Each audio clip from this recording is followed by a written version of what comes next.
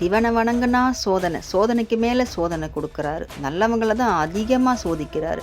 சித்தர்களும் துறவிகளும் மகான்களும் இவங்கெல்லாம் தான் சிவனை வணங்க முடியும். நம்ம குடும்பஸ்தராக இருந்து சிவனை வணங்கி வணங்கி ரொம்ப கஷ்டத்தில் இருக்கும்.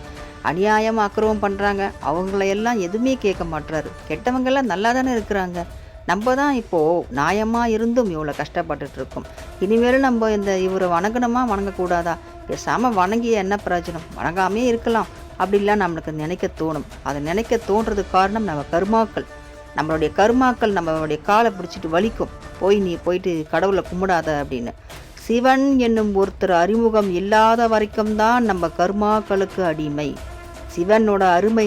சிவனோட அறிமுகம் நமக்கு கிடைச்சி போச்சுன்னா அப்போதுல இருந்தே நமக்கு கர்மாக்கள் நமக்கு அடிமையாகுது.